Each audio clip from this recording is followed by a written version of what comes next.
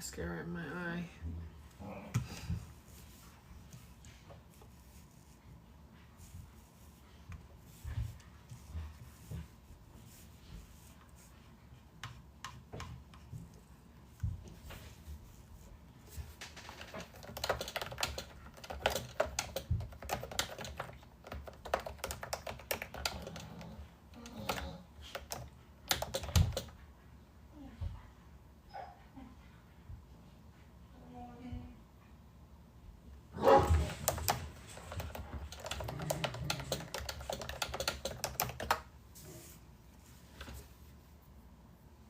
Hey, Janny. Oh,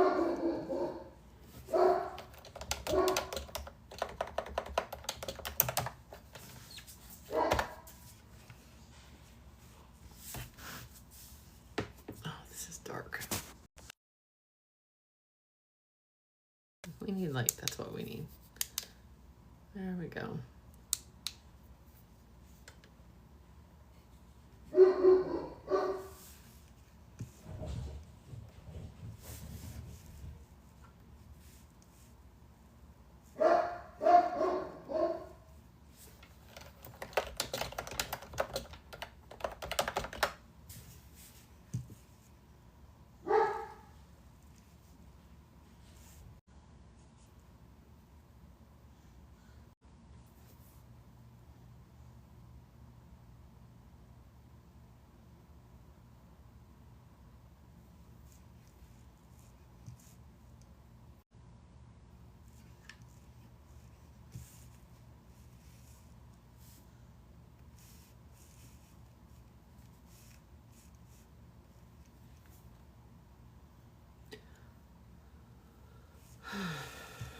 What time is it? Oh, we still got like 10 minutes.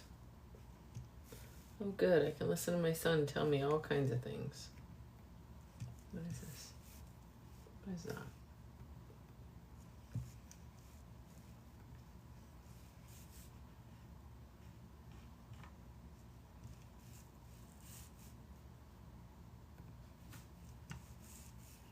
what I want.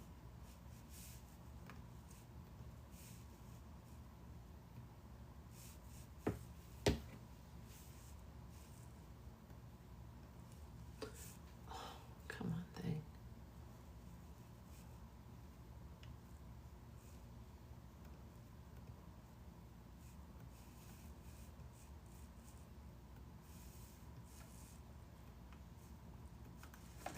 There we go.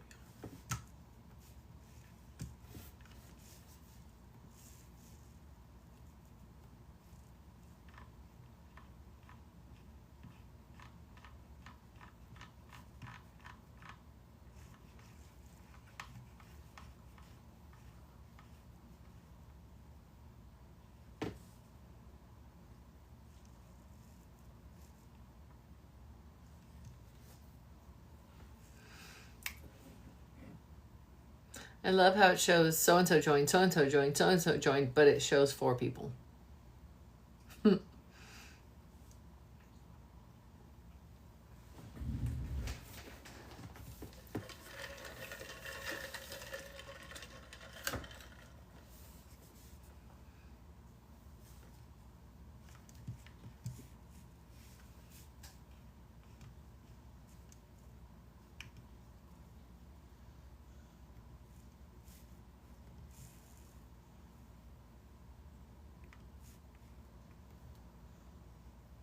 Hey, Manny.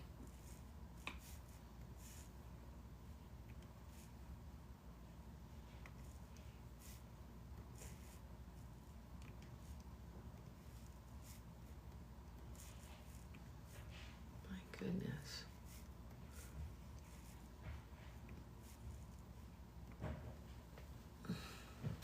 Oh. I'm here. I've got some weird stuff going on at my house and I don't even know how to explain it.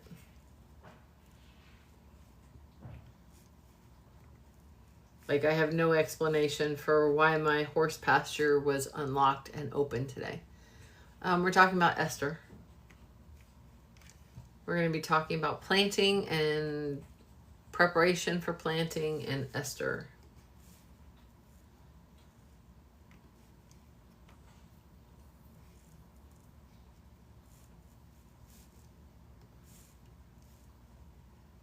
Why? What do you want the topic to be?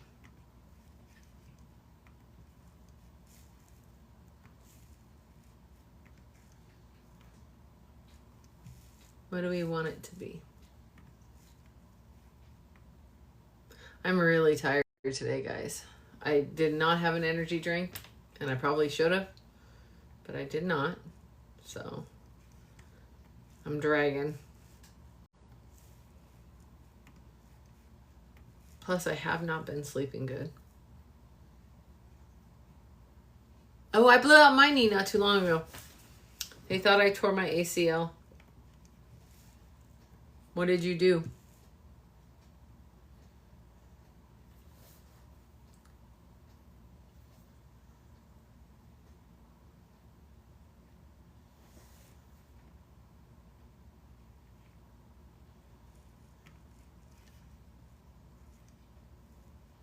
How did you do it, Troy?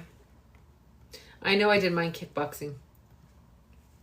I'm not sure what I did kickboxing, but I did it kickboxing.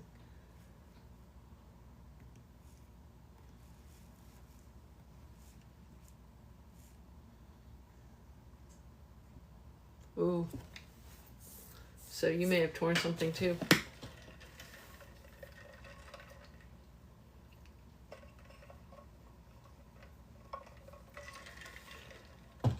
See, mine didn't really hurt that bad. It was weak. Like when I tried to walk on it, it just wobbled.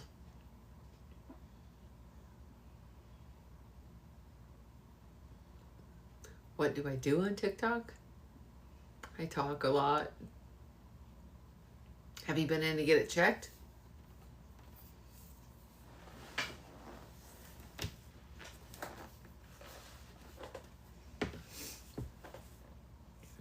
I finally went in and had mine checked out like after 4 weeks. Nope.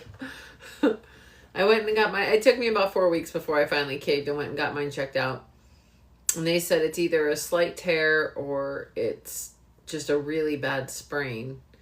And it wasn't getting any better. And I started taking ibuprofen several times a day. And I rested it for about a week. Wore a brace on it till I broke my brace. And then I've just been doing normal stuff on it and it's been fine. I prayed over it. Actually, once I prayed over it is when it stopped hurting. If I yawn tonight, you guys, it's because I am wiped out.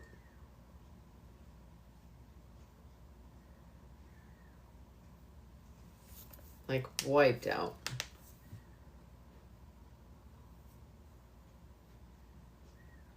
I'll pray us in like 2 minutes.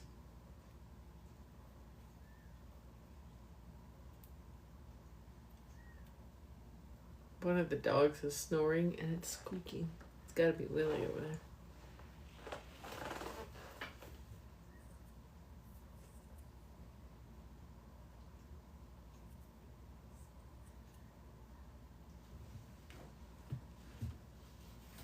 I kicked the other dogs out of the room. They were just being way too loud.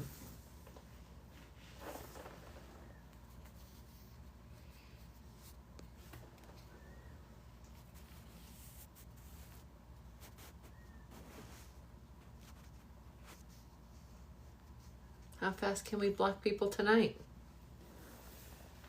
Nice.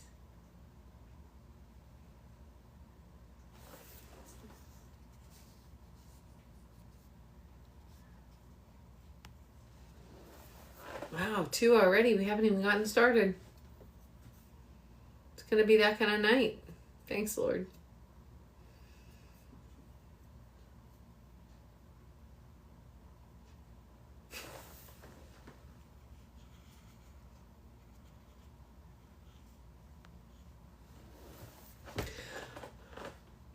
Would you believe that I'm a cowgirl? Yeah, I don't either, Troy. That's why you got blocked.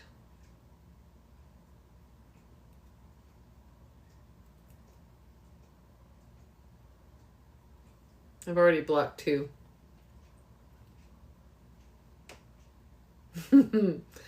No. Most of the time I wear a baseball cap.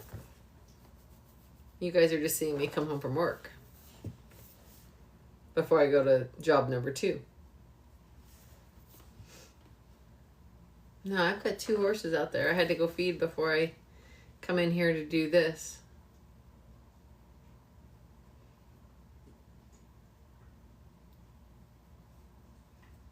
Oh, mine are in my closet.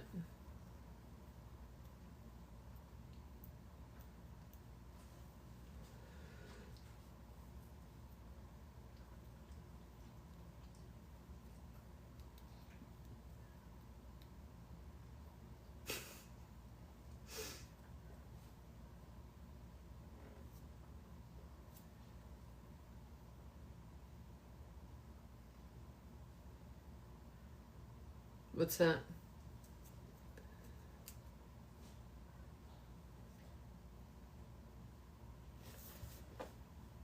Hey, Mr. Sid. Every time I see the name Sid, I think of the sloth on Ice Age.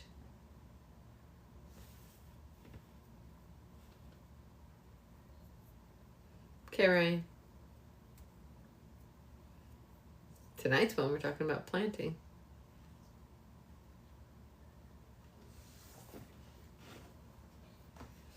He does a lot with 3s, 2s and 3s.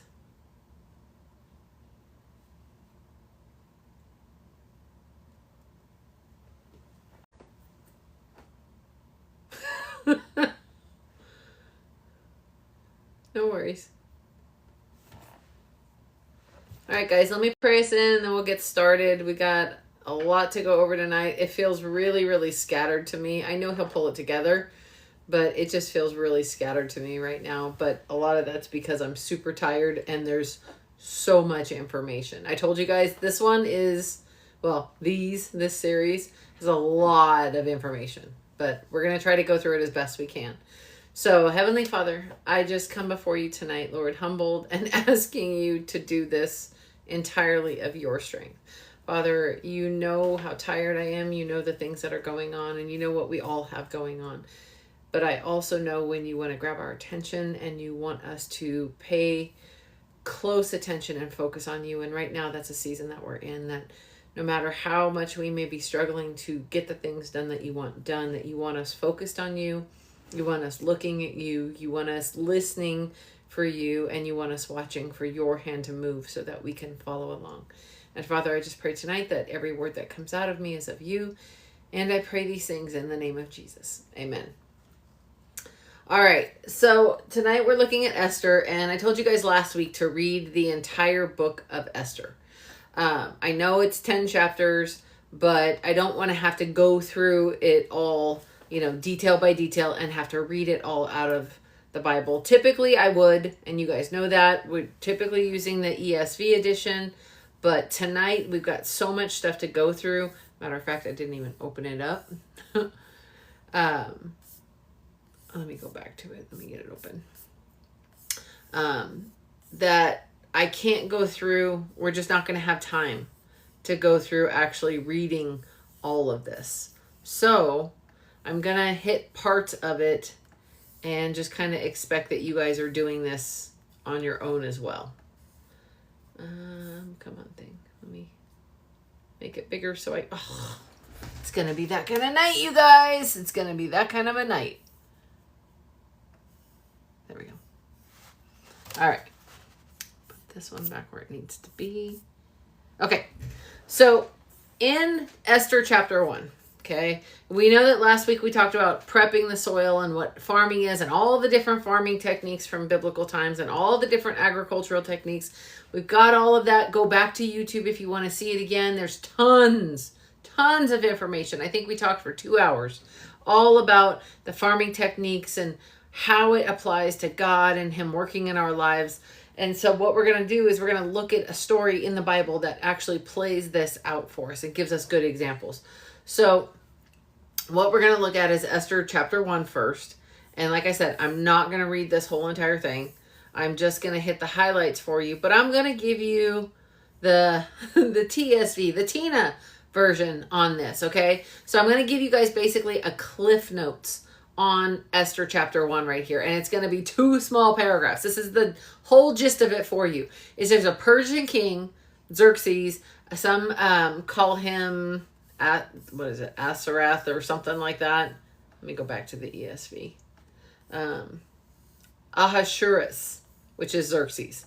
It's the same king, just different name, which that's going to come into play for us in a little bit. Okay, so King Xerxes has this gorgeous wife, okay? And then he's like most men of his time, and he's a complete and total dog. Like some of the ones on here tonight, obviously. So he is just really this dog. Like, I know a couple other choice words for him, but we're going to leave it at dog. So what's happening in this is he is in there having this party where he is just flaunting his wealth, flaunting his power, flaunting women in this. Like, I'm talking, this guy is the real OG baller. Like, he has everyone, the minute they walk in the door, handed a custom gold chalice. This would be like Bezos handing you diamond rings as soon as you walk in the door of his mansion. And then when they walk in, he's letting that drink never go dry. Think about Epstein's Island kind of party here. Okay, so if that gives you a context of what we're talking about, the booze are flowing, the drugs are flowing, the sex is flowing. This is a party to end all parties as far as he's concerned. And then he's letting these men do whatever they want. Like, they are just everything that they want to do, they get to do. That's the kind of party this is. And then he demands that his queen come in so that he can show her off. Now, keep in mind, she's having her own little private party with her ladies, her maids. And she's basically going to turn around and flip him the bird and be like, yeah, nah, bro, that ain't happening. And she walks out and all of his boys are in there like, damn, she just burned you in front of everyone. So he realizes, and all his friends realize, crap, if this gets out, all of these women are going to start acting this way. They're going to start demanding respect and honor and thinking and having ideas, and we certainly can't have that. So now Vashti is basically banished. He kicks her out. And this is in an effort for him to save face and show what happens to women who don't mind their place. Now, let's be really frank here. This is pretty common for the time, especially in a Persian society. This was not unheard of for men to want women to find their place and stay in their place, and you keep your lane and keep your mouth shut and you do what I want and you have no rights and you don't get to have any say-so. That's pretty common.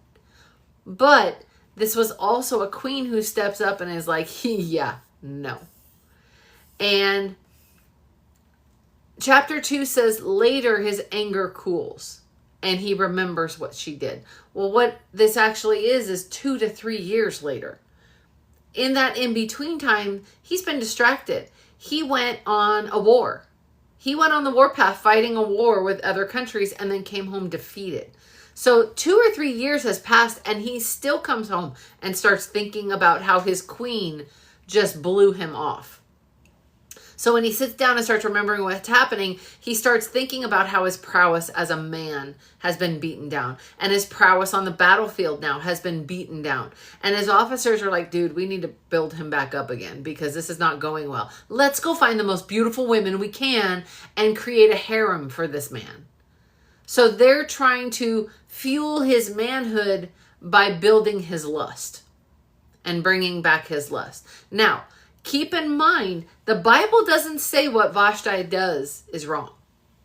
It doesn't say that her having an opinion is wrong or evil or even unjustified. She was a Persian queen who disrespected her husband because of how he devalued her. Much the same way boss babes act now. So let's keep this in mind. This whole you go girl, yes, queen, slay queen, do you feminist empowerment movement that culture keeps pushing on women. It's masculinizing women and it's emasculinizing men. It's calling men toxic while it's telling women this is how they should be. And what we're going to see in the book of Esther is she doesn't take this approach. She's not any less powerful. She's arguably more powerful, but she doesn't take this approach of, I got this, I'll show you as a woman. She stays who she truly is inside, and she stays the woman that God makes her to be. She keeps her character that God gives her. All right. So what I want to look here is the book of Esther really does take everything we were talking about last week, the preparation of the soil, the farming techniques, all of those things, and it lays them out in a very human way.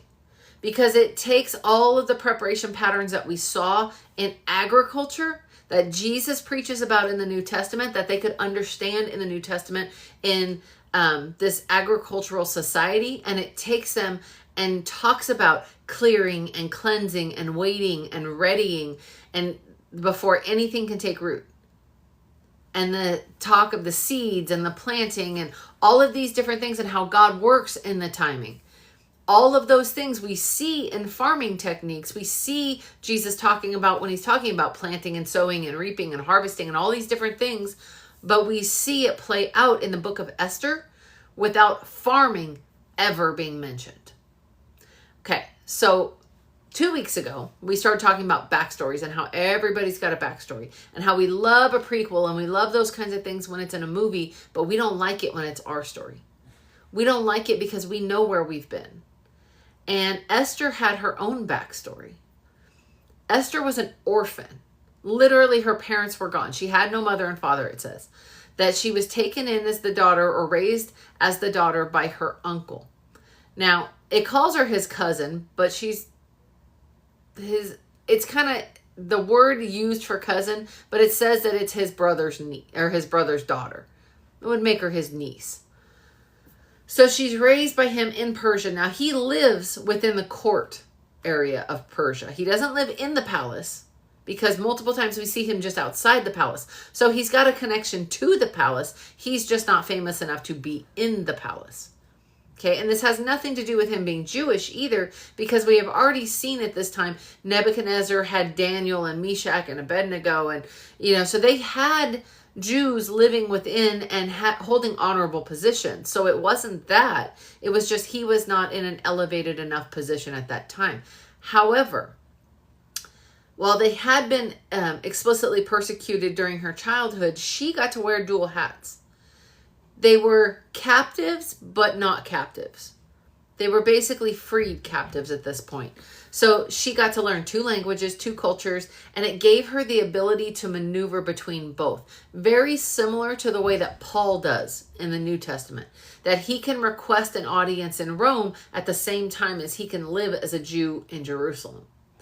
And so this actually gives her the ability to move between places, move between the Jewish people and the palace. This is why when the head eunuch is presented with her and he takes a liking to her, the same kind of way that Joseph had favor in the palace. And then she gets elevated by him to have maids and all these beauty treatments. And so she basically is scooped up with all the women that King Xerxes requests to have appear before him. Now let's not romanticize this, okay? Let's not romanticize the fact that she was brought in to become very similar to a concubine. This wasn't exactly a prostitute situation, and it wasn't exactly a queen, she's excited to go there. This isn't The Bachelor. We're not thinking of women who got to choose that they wanted to be there. They were told, you're going before the king. So there was options, but not really options. Like it was you're going to make the best of this situation. So kind of the same way that Bathsheba was, in that you're being taken before the king. You don't have a whole lot of options here. So make the best out of it. So this is where Esther undergoes all these beauty treatments. They take a liking to her. She gets special favor within this area.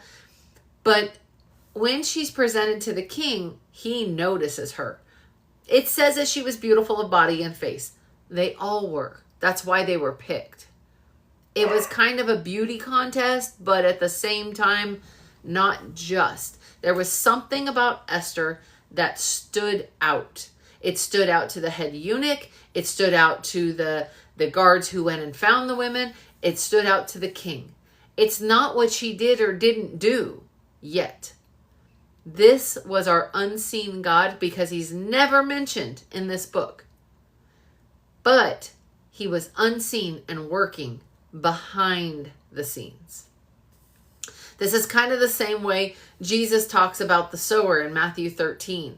The sower parable where we talked about it last week about the sower goes out to throw the seeds, and some lands on the rocky ground and some lands on the ground choked out by thistles and thorns, and some lands on the good soil. All of these women had this, hey Mike, all of the women had the same kind of beauty treatments.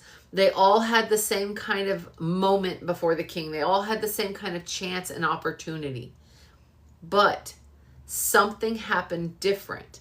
Esther 2 shows every woman receiving the exact same preparations, the same oils, the same year of treatments, the same access to the king, but only Esther found favor and rose to become queen. The same seed, the same sower, the same preparation process, the same king. But the outcome is different based on something about the recipient.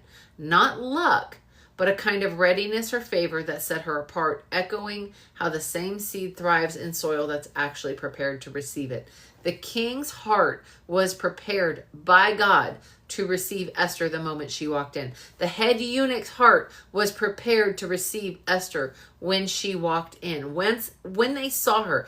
I have had so many people sit there and tell me, there's something different about you. Yes, it's God.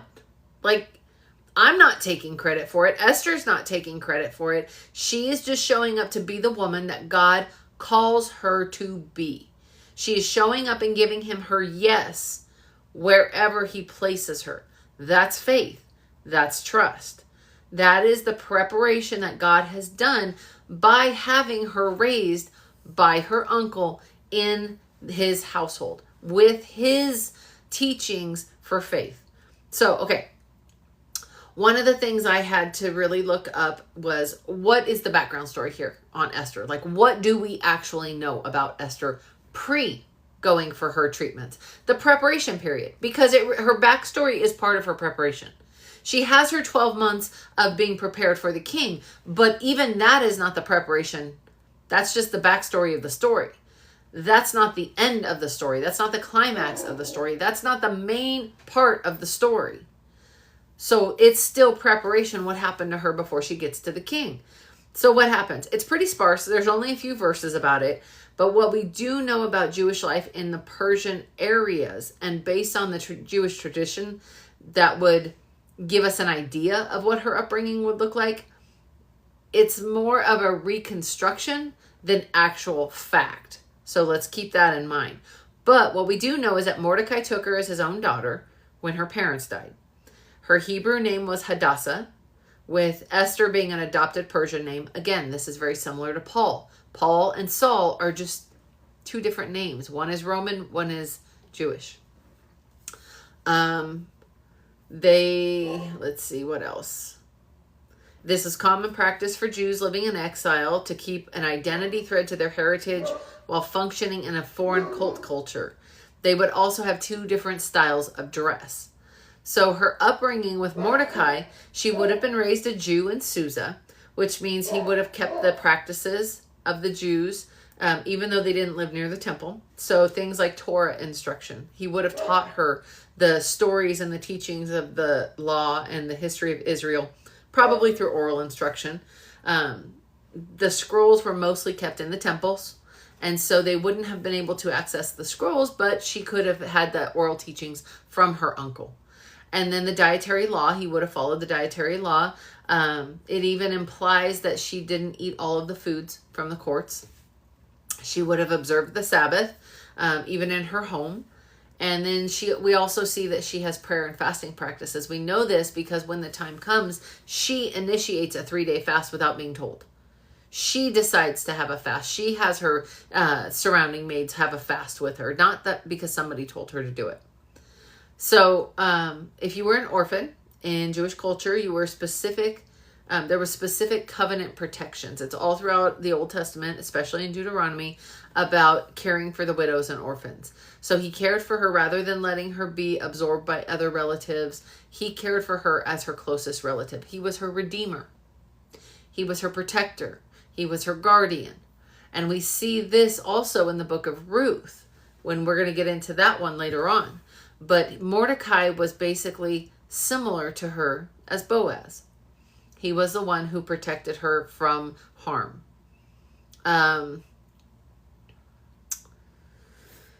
Okay, so they were a minority in Susa. The Jews were a minority. So she would have grown up with this dual identity. She would have had to balance out her Jewish heritage, her Jewish laws, with the Persian culture, Persian language, Persian customs, along with Jewish customs.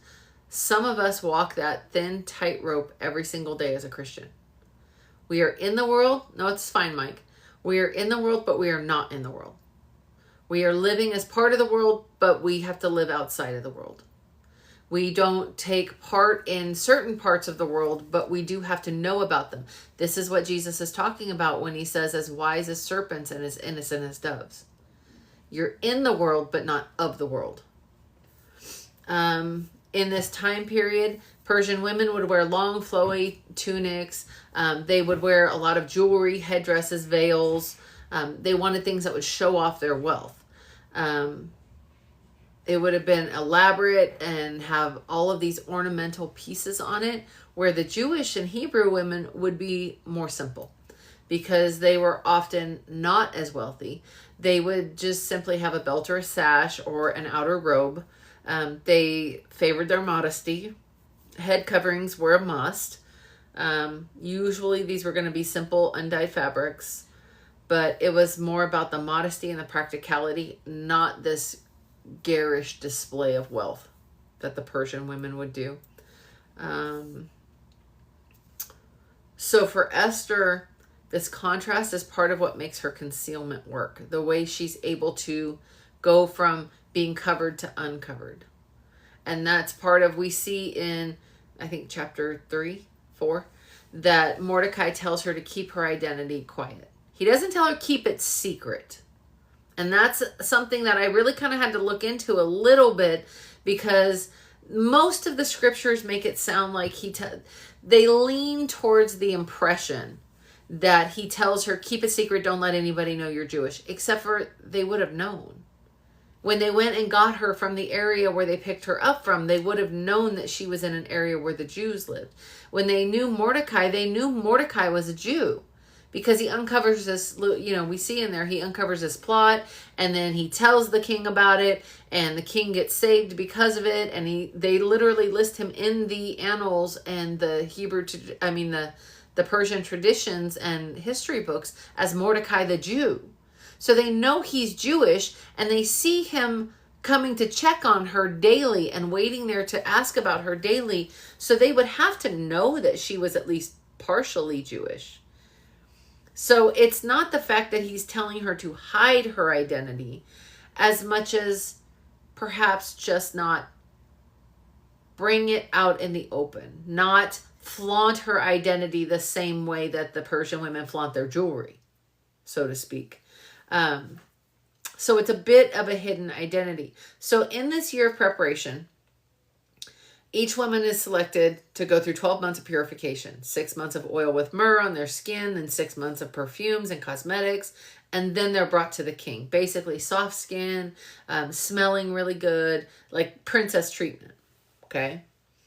But this is very similar to farming in that it's the way you prep your animals before slaughter.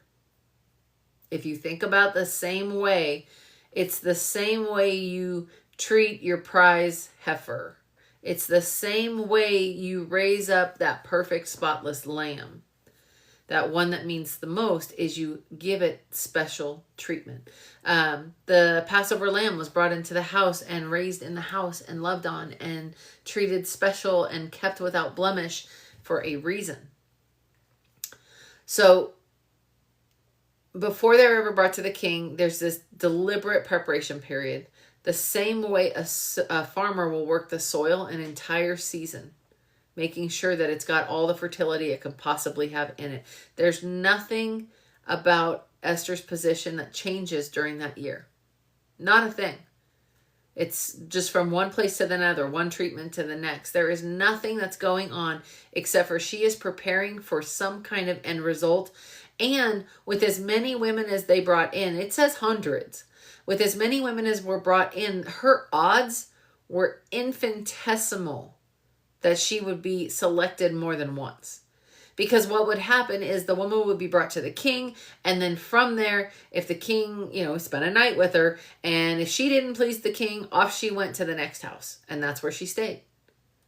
And once she was used, she was used, and that was it. Unless he requested for her again, she stayed in that household away from everybody. So the odds were pretty high. Out of the hundreds of women the hundreds of women that he chose, that she would have one night with the king, that's it, go off to her house and be ostracized from her people for the rest of her life. And that's what she had to look forward to.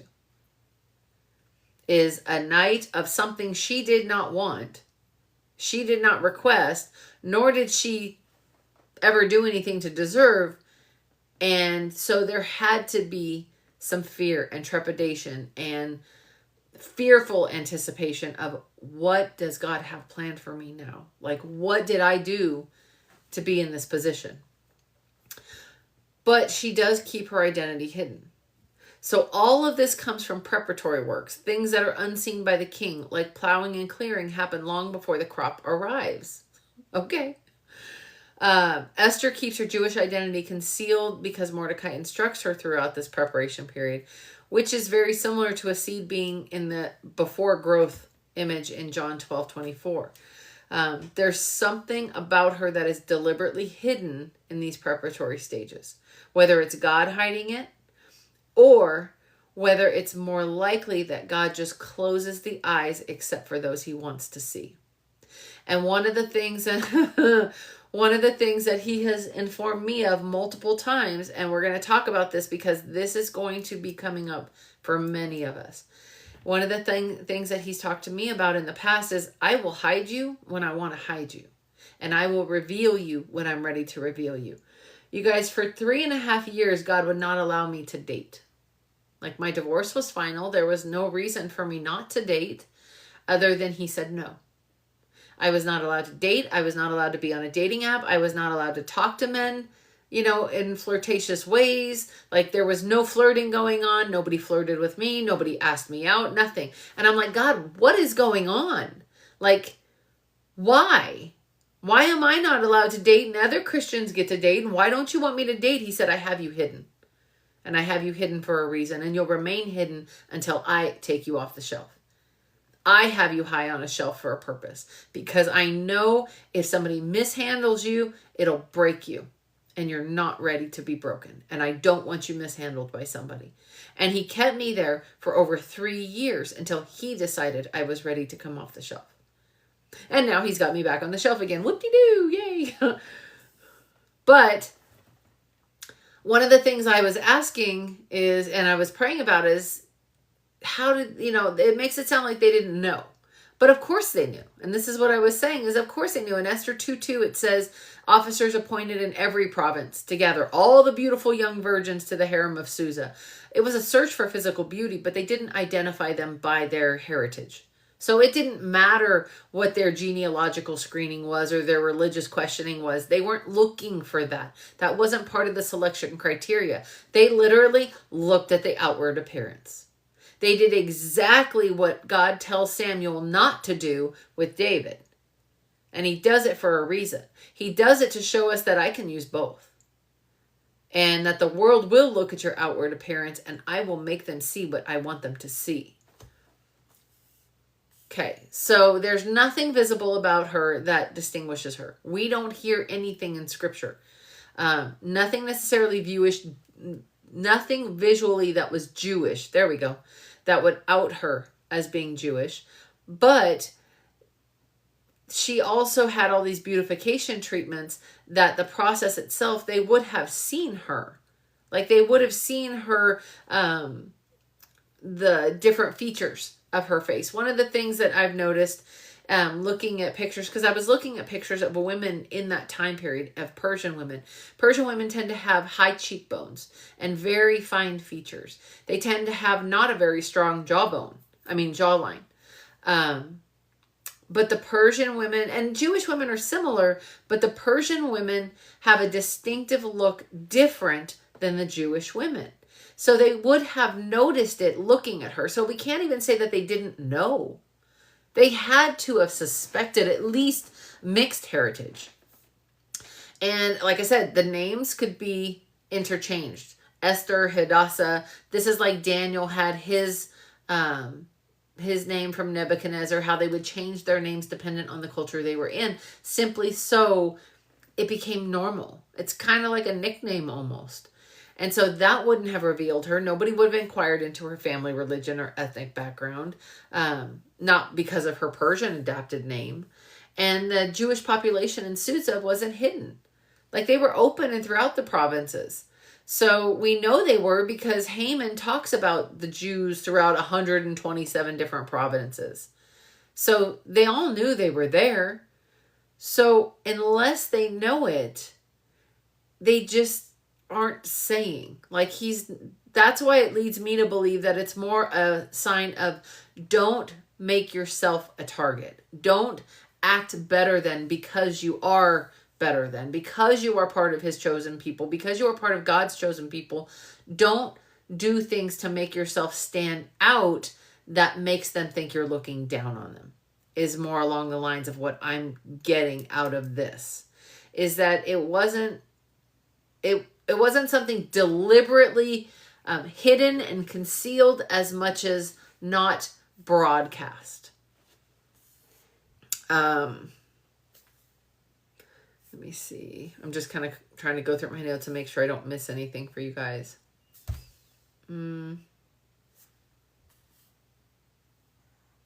Okay, so Esther 2:10 and Esther 2:20 use language that could simply mean non-disclosure rather than elaborate secrecy.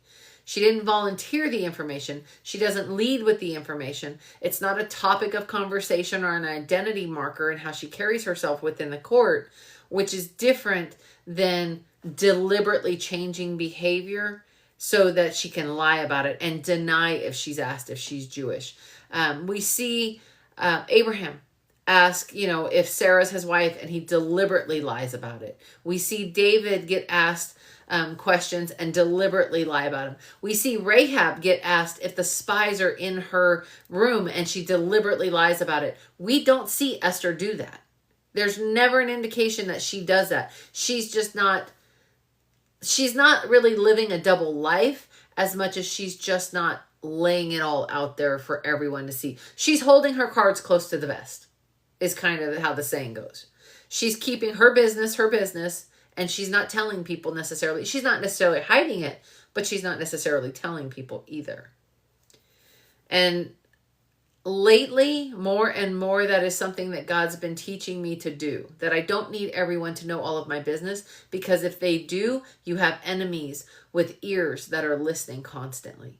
And maybe this is exactly what's going on here. It's not so much that he doesn't want the king to know of her nationality, of her heritage, but it's for the spies who would be her enemies that he doesn't want them to know. Okay, so we never know exactly what the people in the palace think of Mordecai. We never know if they question why he's showing up. We never know if they wonder why he's asking about Esther. We never know if they even realize that they're related. The text doesn't show or explain how this behavior doesn't draw attention or questions. Because if it's done every day, like it says, because it says that he goes every day to inquire about her at the city gate, or at the gate where she's at. Come on, mouse, work. But we don't know if they even know. And if they aren't asking about it, and she's not confirming anything about it, we have to ask why. Again, God opens eyes and makes people notice things that he wants them to notice. Let's see. Come on, thing. Okay. So with this, here's something I want to point out to you guys. When you plant a seed, it's not just a seed underground, right? It's not just, oh, I stuck this thing in the ground and it's going to grow into a plant.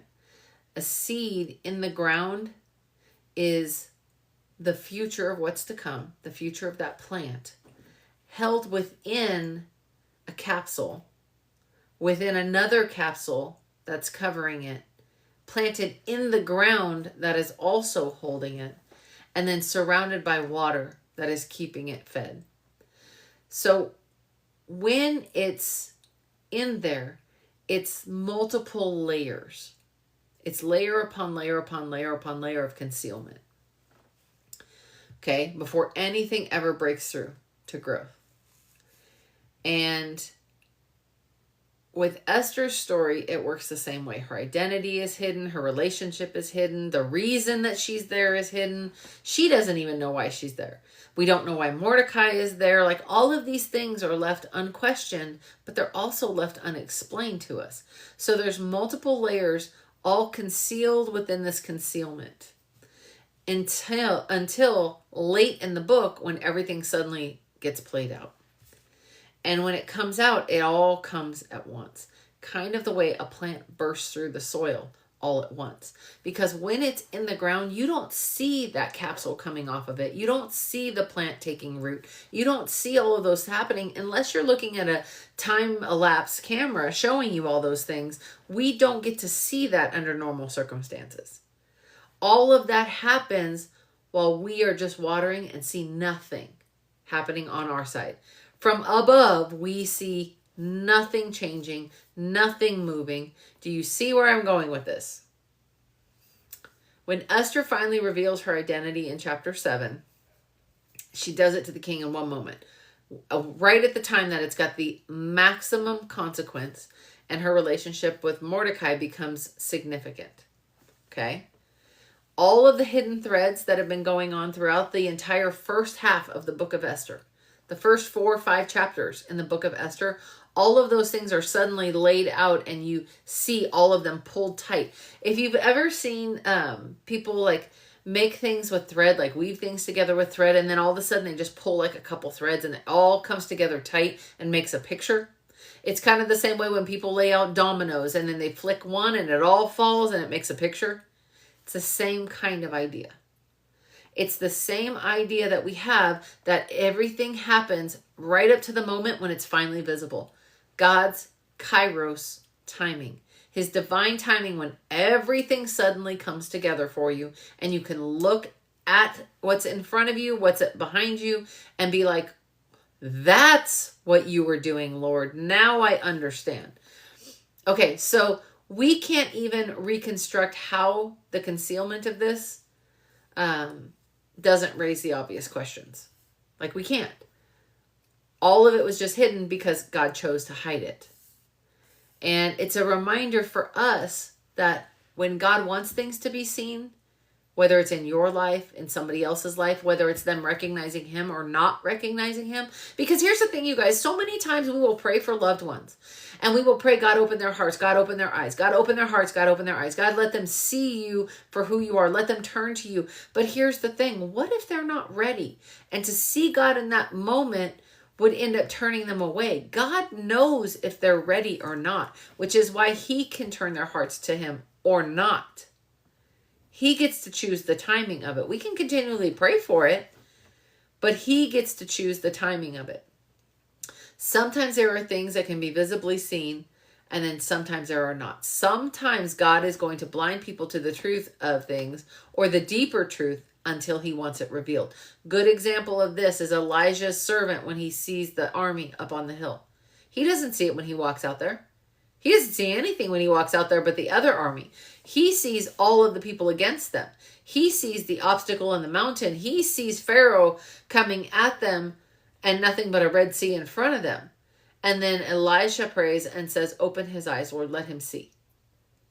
Yeah, sorry, Manny. I said Elijah, but it's Elisha. And he says, let him see. And then suddenly Like instantly, his eyes are open and he can see, because God knew that was the timing he wanted him to see it. The same way Elisha sees the chariot of fire come take Elijah, nobody else sees it. The same way 3 of the disciples get to see Jesus transfigured on the mountain, but not all of them. Here's the thing. Esther doesn't state that God blinds anyone in this. It doesn't. It doesn't say that the king was blinded to the other women. It doesn't say that people were blinded to Mordecai's identity. It doesn't say they were blinded to her identity. There's no miraculous intervention described like it is for Elisha or for Moses or, whoever we want to talk about. There is no supernatural veil, so to speak, over anyone's eyes. We know that this does happen because look at Saul. When he was persecuting the Christians, he basically had a supernatural veil over his eyes. God literally put scales over his eyes so that he cannot move. But prior to that, God didn't reveal to him who he was, what he was doing, all the things until he did. That was supernatural revealing. We don't see that description of supernatural revealing in Esther. What we see is this mundane, unremarkable thing, this low curiosity. People just not caring to find out. People not noticing. Someone's just not as pretty as someone else. Someone just doesn't attract them as much as someone else. We don't know what that is. The silence that simply isn't challenged.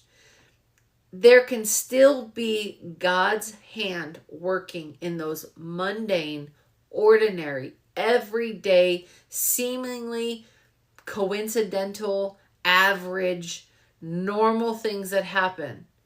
They just line up to happen. They don't have to be a blinding miracle. And that's part of what makes Esther distinct, is we see at the end of it, when you look back through the entire thing, you can see God's hand moving throughout. When we look at the book of Ruth, we'll see the same thing. We can see God's hand moving through every bit of it. When we look at Genesis and Exodus, and we see, especially with Joseph, the story of Joseph, or David, you see God's hand moving through all of it without having to be explicitly told, that was God, that was God, that was God. And you can see it in your life when you look backward at different times, when he rescued you, when when your prayers weren't answered, and you thank him later for those prayers that weren't answered. That's still God's hand and miracles. They're just not supernatural miracles where he sets aside ordinary things for supernatural things. Sometimes God doesn't have to do those kinds of things. He can do ordinary circumstances and human choices without a divine appearance, without a vision. The absence noted in Esther is deliberate. God is showing his hand working even though we never see anything supernatural visibly. So let's stop and think about this, because we talked about this with Lot's wife a couple weeks ago. And a lot of people will sit there and say, don't look back like Lot's wife. Right. That's true. You're not supposed to look back like Lot's wife. But here's the difference.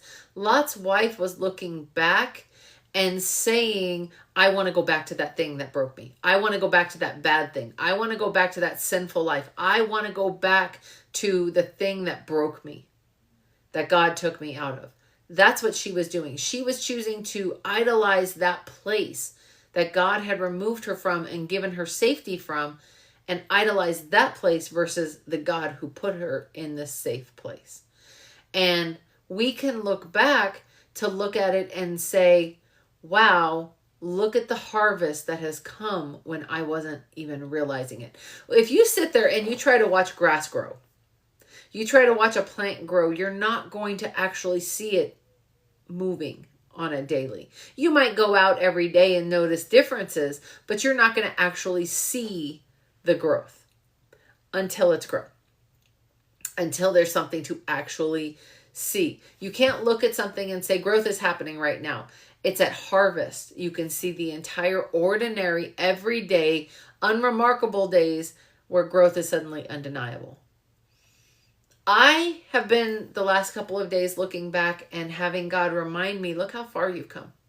Look how far you've come. Look at what you can do now. Look at how you handle situations now. Look at how much you've changed over the last 4 years. When I start having a pity party about nobody does this or nothing is happening here. And he's like, go back and look at how far you've really come. At who you were and how you handled situations then and how you handle those same situations now. When you don't feel like anything is happening, that's when the most growth actually seems to be happening. Ruth didn't know she was in the middle of King David's heritage, that his lineage. Esther didn't know that her year of preparation was going to help her save a nation and save her people. The mundane is not a delay before the real story starts. The mundane is the story. And this is what I've always called the in-between. I was a writer and I used to love writing the beginning of a story. Loved writing the beginning of a story. It was new, it was fresh, it was exciting. I was excited to see where it went. I, would start plotting it out and have ideas and their backstory, and I couldn't wait to see what was going to happen. It just had this newness to it, this fresh excitement to it. And I loved writing the end because it was like everything coming together and tying this pretty little bow on it and hearing the closing music at the end of a movie, and they have their happily ever after. But the in-between, the middle, that was hard. That was the hard part to write. That's the part where you have to keep forcing yourself to keep walking through. Jewish traditions call this the not yet.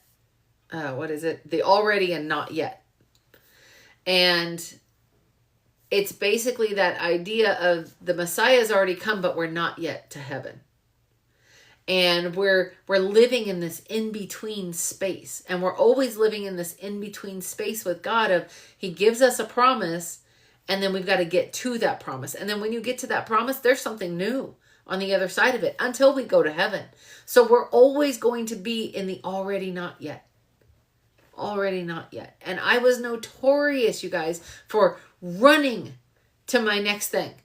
Like just running from place to place to place to get from point A to point Z. And then I would get to point Z and be like, there's more. There's more. Like, I want to do this thing now. And he's like, okay, but enjoy the journey. The journey is the fun part. Stop looking at the in-between as wasted time and hurrying through the in-between. The in-between is the journey. That is where the change happens. That is where the growth happens. All of it's important. You can't just throw seed down and have harvest the next day. It doesn't work that way. So when we look backwards, once we've passed the in-between and we look backwards, that's when we can actually see that God was working in every step. That's when we can see that God is present even in the in-between. God is moving in the in-between. God is holding you and upholding you in the in-between. So that's where you're waiting on these cosmic timelines, but you're also waiting on personal timelines. So when you look back at your harvest, when you're looking at what has been raised, what has grown, what is there for you to start reaping now, is you are looking back at something, recognizing once you're past that season that the whole way through it was growth happening. There's a song called Flowers, and it talks about this woman, is in this valley and she wants all of this done and she wants to get on the other side of the valley and get up the mountain and get past these things. And when she looks back, she sees all these flowers, and it's from the seeds that God planted in that very valley she was walking through.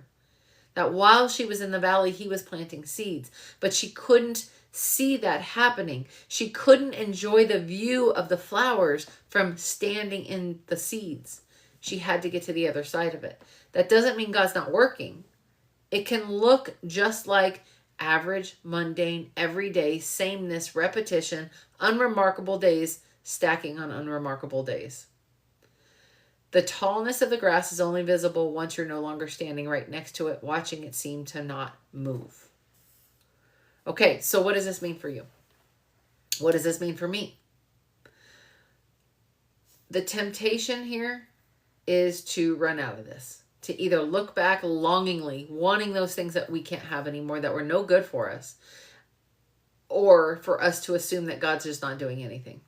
We don't see it, therefore he's not doing anything. This is the opposite of faith. Faith tells us to see what God is telling us. The world tells us to see what we see with our eyes. What happens is when we focus so much on what we see with our eyes, we start mourning something that hasn't been lost. We start mourning the thing that was taken away because it was harmful, rather than celebrating the thing that's to come.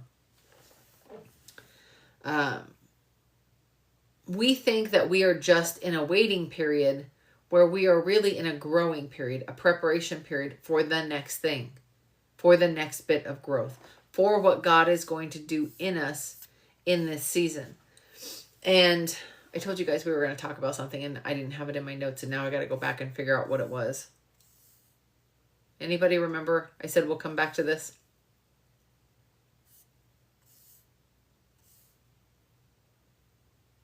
Thanks, Dawn.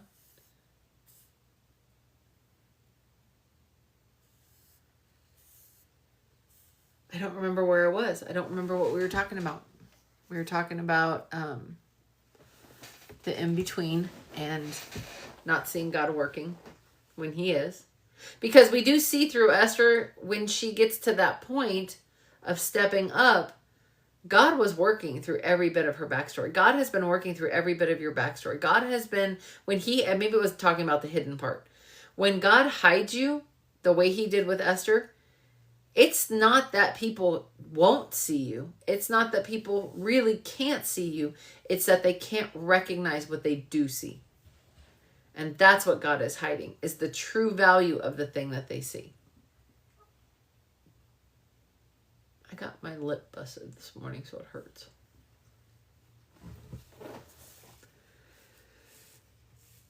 So this week, if you didn't finish Esther, finish Esther. Because we're going to finish it up next Thursday. And we're going to talk about the planting of the seeds and what that looks like and what that means. What happens when the harvest actually starts to come up, and what it means to have the wheat and the tares together.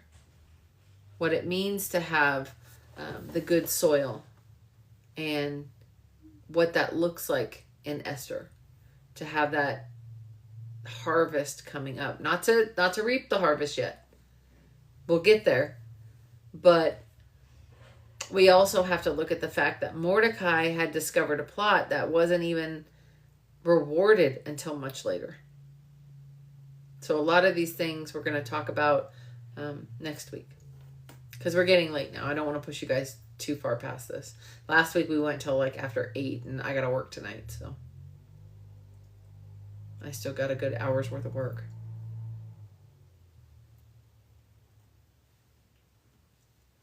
Good. All right, guys, let me pray. You guys are welcome to stay on for another 10, 15 minutes or so. I'll stay on, and then we'll jump off.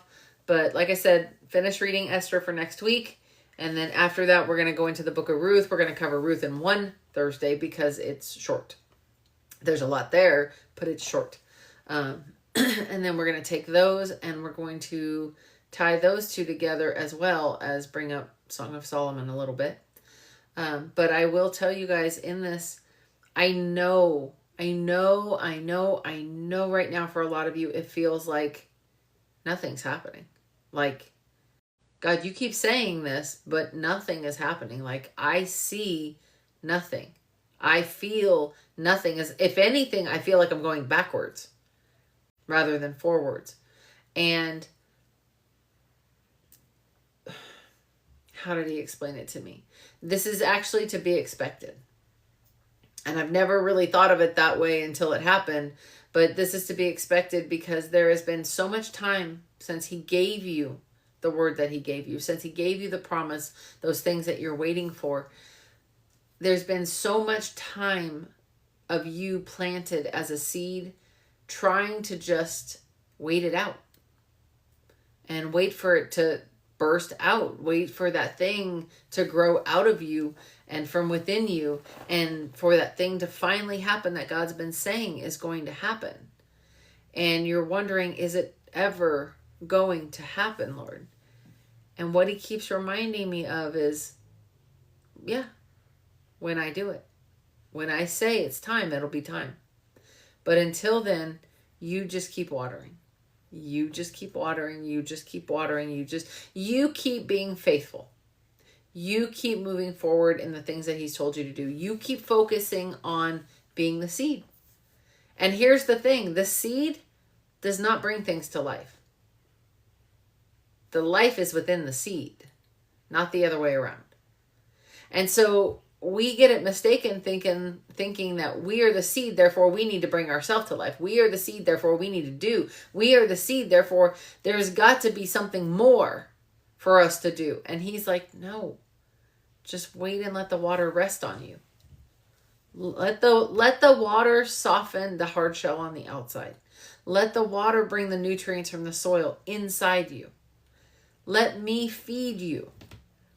It's the whole idea of I will prepare a table for you in front of your enemies. I will make those I want to see. And I will make those I want to hear. And I will show the people who need to see you. There is nothing you can do to move out of his timing because he knows it all.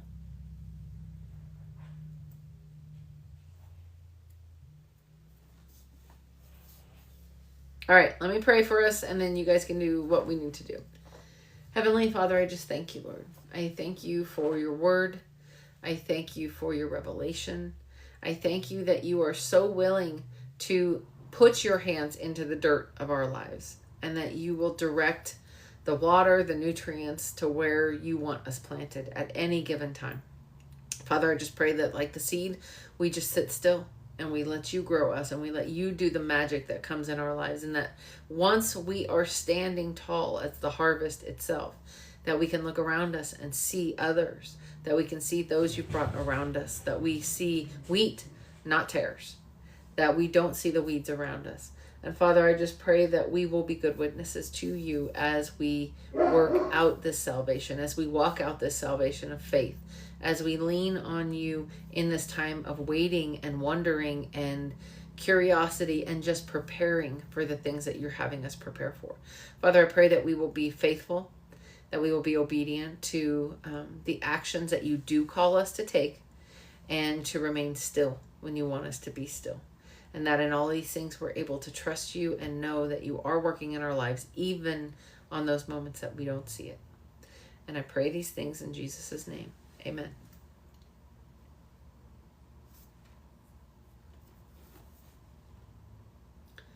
All right.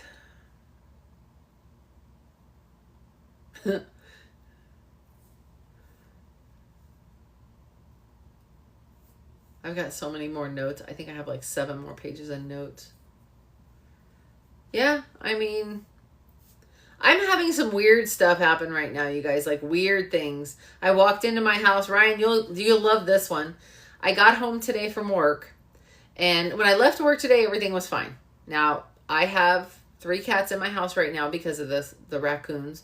I got to put my little female back outside, but I have 3 cats in my house. She has not left the room in 3 days.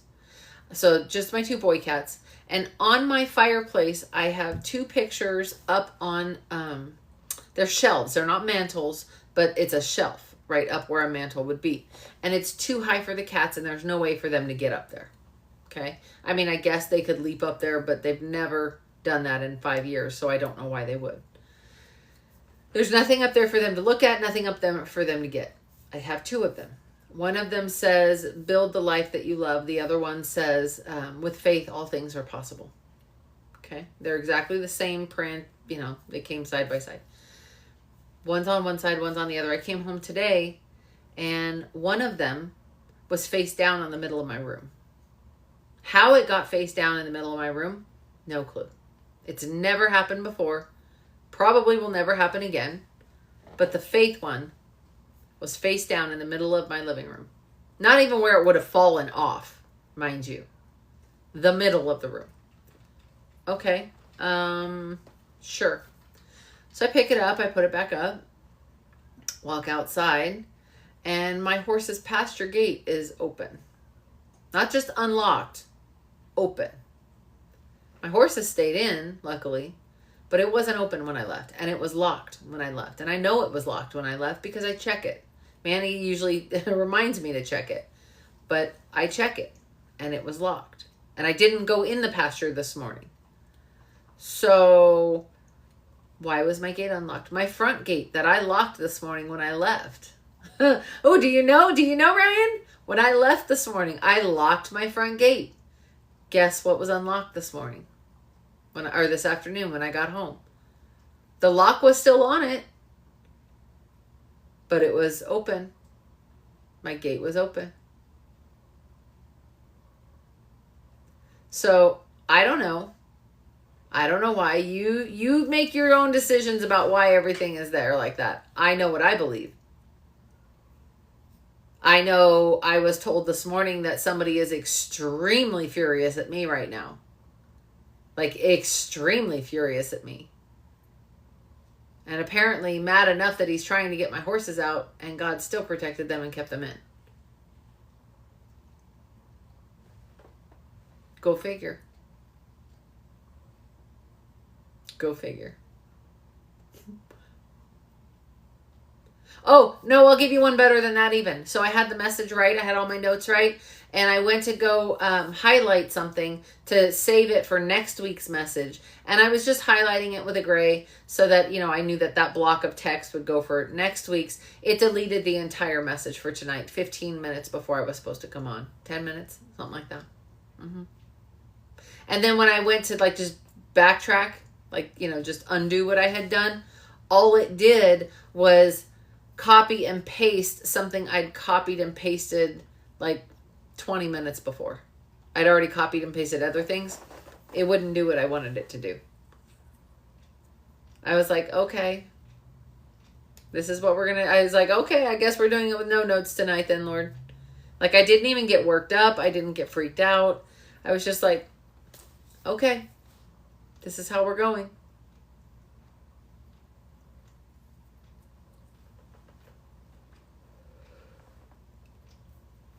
It's just my work that I'm doing, my little side thing that I'm doing has been a fiasco all week long. Normally I would get mad. I would start getting frustrated. I would start forget it. I'm just done. I'm losing my temper. No, I was like, okay, well, we're not doing it tonight. Then I'm going to bed. I'm going to get some sleep tonight. Cool. Okay, you want me to read this thing? I'll read this thing then instead. I guess you're trying to tell me to do that. As much as I told Manny this morning and I told somebody else that I can feel the rage in me that I used to have wanting out. I can feel it in me trying to get worked up. The enemy is poking it and banging on the cage where I've got her locked up. And he is just deliberately trying to aggravate her to get her awake and angry and ready to run. And I just keep lulling her back to sleep. And he's getting so mad about it.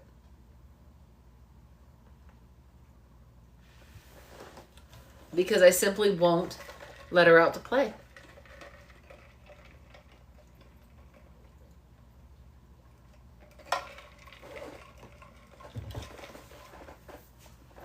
Thanks, Britt. You guys have some of the best screen names.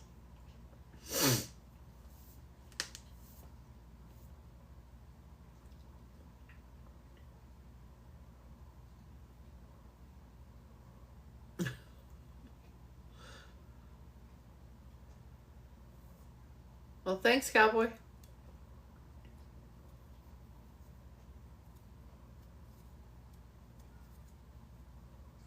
You need to put an actual username on there.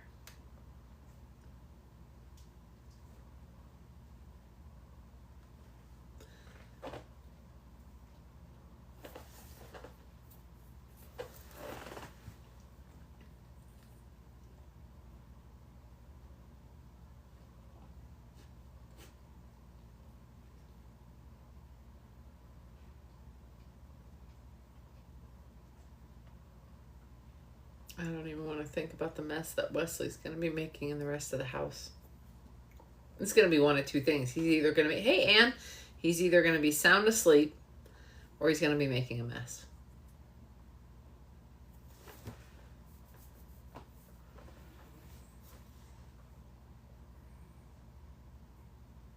$7:03.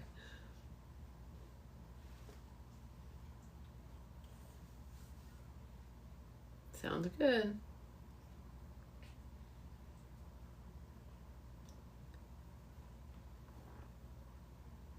So which Carolina? South Carolina, North Carolina? Jenny, I got one for you.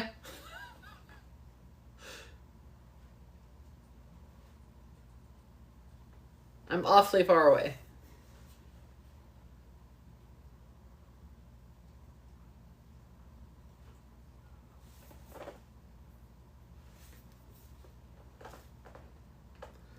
Oh, what are we doing?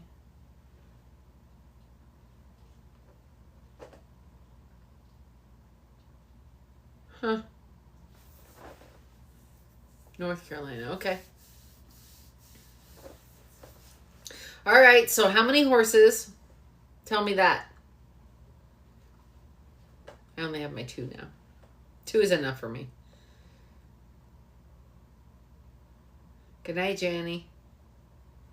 Me too. And I still got to work for an hour. And I got to work out. It's a light workout tonight.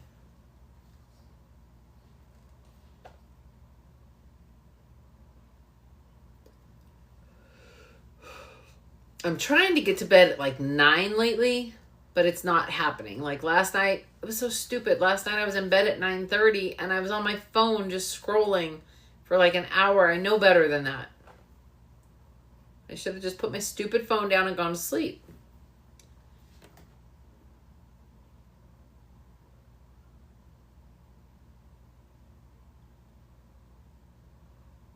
Ah, so you're raised on a farm, you don't have one now.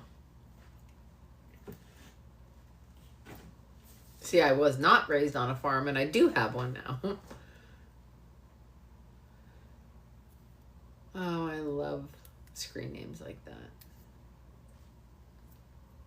You know, I love it when people come in and their screen names announce them.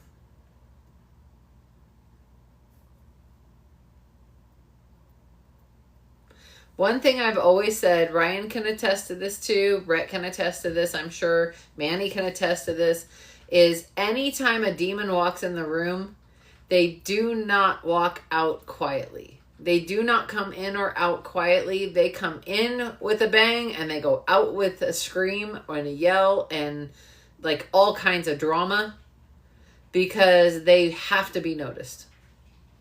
The Holy Spirit, on the other hand, usually comes in and out quietly, like a whisper. God might come in loud.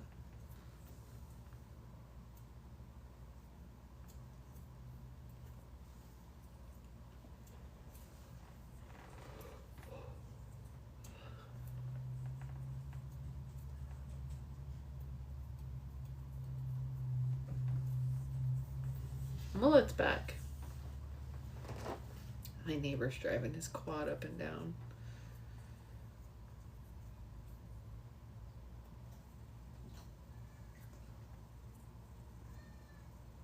Sammy from Miami.